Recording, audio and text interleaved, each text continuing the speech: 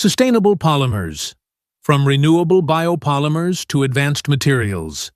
An estimated 8.3 billion metric tons of polymers have been produced since 1950, leading to 5.8 billion metric tons of waste. Less than 9% of this waste is recycled, with another approximately 12% incinerated for energy. With a growing global population and ever-increasing standard of living, there is a growing need to improve access to and applications of sustainable polymers. What does sustainable mean? Sustainable materials are prepared from renewable feedstocks, produces less waste during production, utilizes less non-renewable energy in production and in use, reduced carbon footprint, favorable life cycle, useful for consumer needs. Follows 12 principles of green chemistry. Where are we in terms of polymer waste management and sustainability?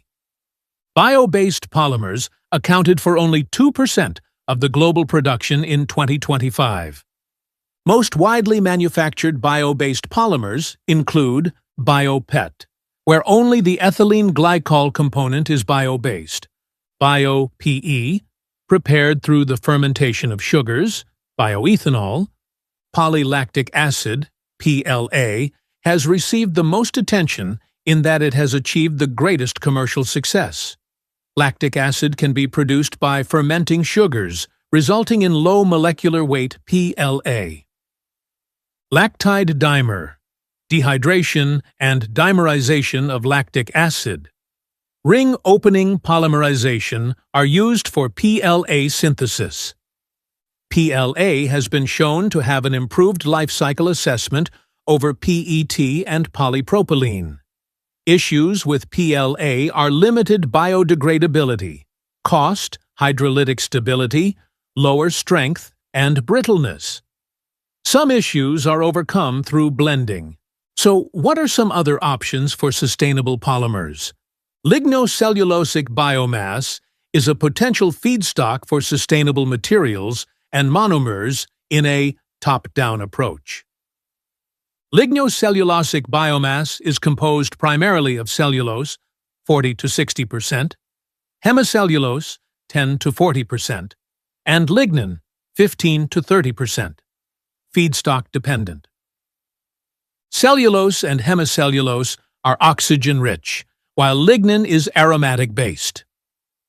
Although these materials themselves are difficult to work with, conversion of these materials from a top-down approach can provide a vast number of useful commodity chemicals.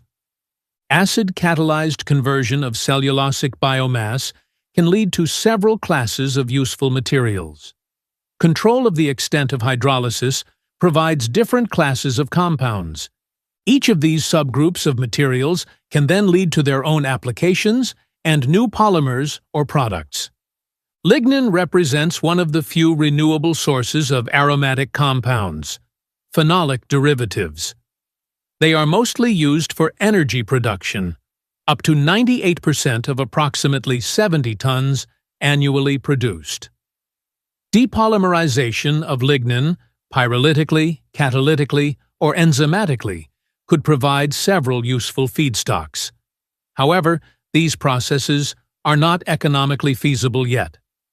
As lignin is subject to structural degradation during the fractionation process, attempts to combine the fractionation-depolymerization process have been made. Phenolic derivative uses: functionalization of monohydroxy feedstocks to methacrylates, acrylamides, and vinyl ethers. Monomers directly used for polyesters or polyurethanes, difunctional. Conversion to bisphenol A alternatives. Reductive catalytic fractionation, IRCF, is a one-pot method by which native lignin is solvolytically extracted, alcohol, from lignocellulosic biomass while simultaneously being depolymerized. Depolymerization occurs using a heterogeneous redox catalyst and a hydrogen source, yielding a lignin oil rich in phenolic monomers, dimers, and oligomers. Pressure-sensitive adhesives from cellulose/hemicellulose sources. The pressure-sensitive adhesive industry has benefited from isosorbide-based polymers. Supplementing petroleum-derived feedstocks with bio-based resources is a vital aspect of improving the sustainability of PSAs.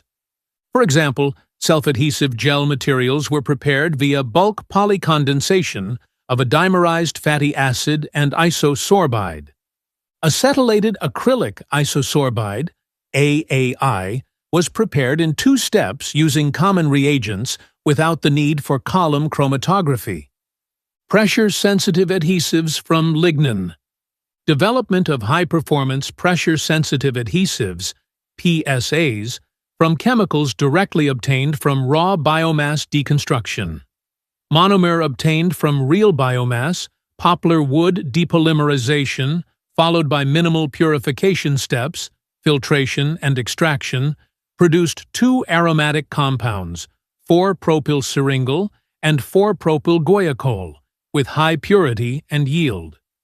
Efficient functionalization of those aromatic compounds with either acrylate or methacrylate groups generated monomers that could be easily polymerized by a scalable reversible addition, fragmentation chain transfer, RAFT, process to yield polymeric materials with high glass transition temperatures and robust thermal stabilities, especially relative to other potentially bio-based alternatives. These lignin-derived compounds were used as a major component in low-dispersity triblock polymers, composed of 4-propylsyringyl acrylate and N-butyl acrylate, also can be bio-based. The resulting PSAs exhibited excellent adhesion to stainless steel without the addition of any tackifier or plasticizer.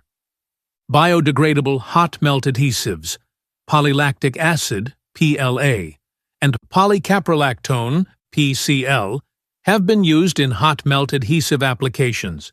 However, they are prone to degradation in the application process.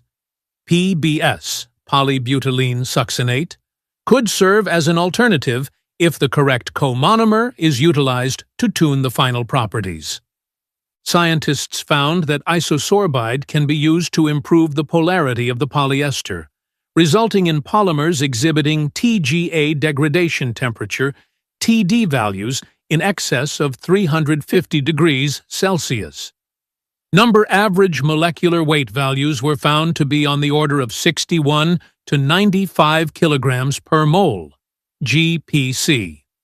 Advanced manufacturing. Sustainable 3D printing using cellulose acetate.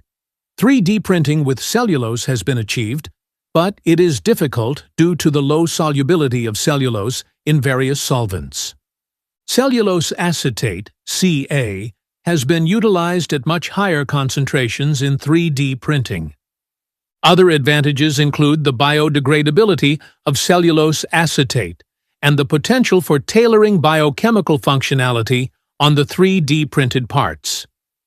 Sustainable materials from the 3D printing of materials derived from lignocellulosic biomass are gaining some attention. For instance, sustainable 3D printing of lignin nylon composites. 3D printing of lignin is extremely difficult due to its high viscosity and decomposition at elevated temperatures. Fused deposition modeling, melt extrusion. 3D printing was utilized to prepare lignin nylon composite parts. In summary, the world of sustainable polymers continues to grow and is an exciting area for research and industrial applications. Cellulose and hemicellulose are sources of a variety of sustainable, oxygen-rich feedstocks, where the oxygen content can be controlled through acid-catalyzed or other processes. Lignin represents a source of aromatic-based phenolics and other alcohols, although the process by which many of these are made is technically and economically challenging. Many recent examples show the feasibility of sustainable feedstocks, such as isosorbide, and lignin-based phenolics in pressure-sensitive and hot-melt adhesives. Direct 3D printing of cellulose, modified, and lignin via a blend has been accomplished and opens up several avenues with regard to polymer or composite properties and applications.